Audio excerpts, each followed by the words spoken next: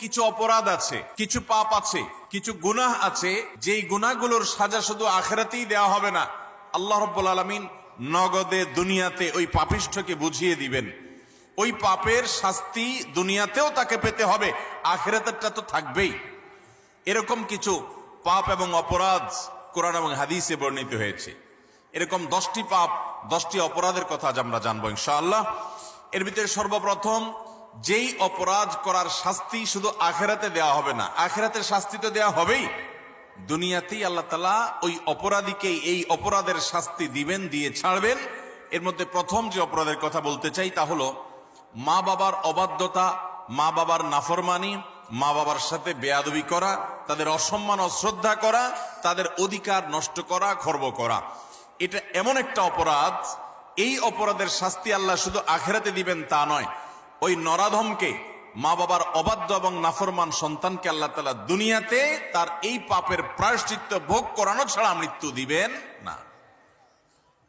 এ বিষয়ে মুস্তাদরাক হাকিমের বর্ণিত একটি হাদিস আছে, নবী আলাইহিস সালাম বলেছেন, বাবানি মুআজ্জালানি উকুবাতুহুমা ফিদ দুনিয়া আল বাগয়ু ওয়া উকুকুল ওয়ালিদাইন। মা বাবার নাফরমানি এর শাস্তি দুনিয়াতে নগদ দেওয়া হবে, আখিরাতটা তো আছেই।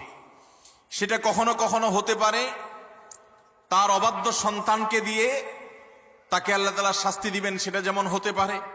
আবার এমনও হতে পারে তার সন্তান নেই, কিংবা সন্তানরা অবাধ্য না, আল্লাহ তাআলা তাকে অন্যভাবে অপমান অপদস্থ করে, লাঞ্ছনা দিয়ে, কষ্ট দিয়ে, তার থেকে নেয়ামত ছিনিয়ে নিয়ে কোনো না কোনো ভাবে আল্লাহ তাআলা তাকে শাস্তি দিবেনই দিবেন।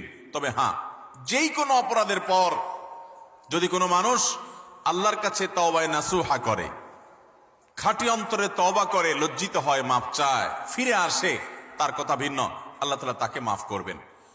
কারোর যদি বাবা মা দুনিয়াতে বেঁচে থাকেন আর বাবা মার প্রতি তার কখনো অশ্রদ্ধা হয়, অসম্মান হয়, বেয়াদবি হয়, তাহলে সেটার প্রায়শ্চিত্ত হলো বাবা মার কাছে মাফ চাওয়া, চোখের পানি ফেলে দিয়ে। যতক্ষণ পর্যন্ত অন্তর থেকে তারা ক্লিয়ারেন্স না দিবেন যে ঠিক আছে তোমার ব্যাপারে আর কোনো দুঃখ আমার অন্তরে নেই, ততক্ষণ পর্যন্ত মা বাবার কাছে ক্ষমা চাইতে থাকা, এটা হলো এই অপরাধের তওবা।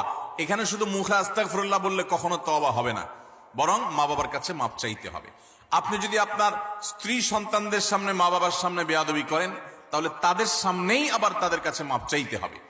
আপনি যদি কারোর সামনে বাবা মাকে অসম্মান করে থাকেন, তাদের কোনো নির্দেশ লঙ্ঘন করে থাকেন, তাচ্ছিল্য প্রদর্শন করে থাকেন, ওই মানুষগুলোর সামনেই আবার আপনাকে প্রায়শ্চিত্ত করতে হবে। এটি হলো মা বাবার কাছে ক্ষমা চাওয়ার পদ্ধতি। আর যারা হতভাগা